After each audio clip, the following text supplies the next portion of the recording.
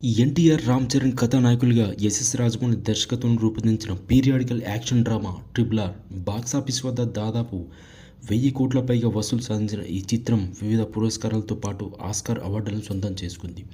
అయితే ఇందులో రామరాజుగా నటించిన ఎన్టీఆర్ కొమరం భీమ్గా నటించారు. అయితే ఇద్దరు హీరోల మధ్య సన్నివేశాలు గూస్ బంప్స్ తెప్పిస్తాయి.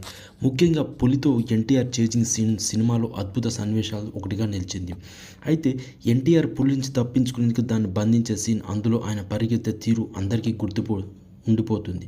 ఈ సన్నివేశాన్ని ఎలా తీశారో ఆర్ఆర్కు కెమెరామ్యాన్గా పనిచేసిన సెంధిల్ కుమార్ తాజాగా పంచుకున్నారు.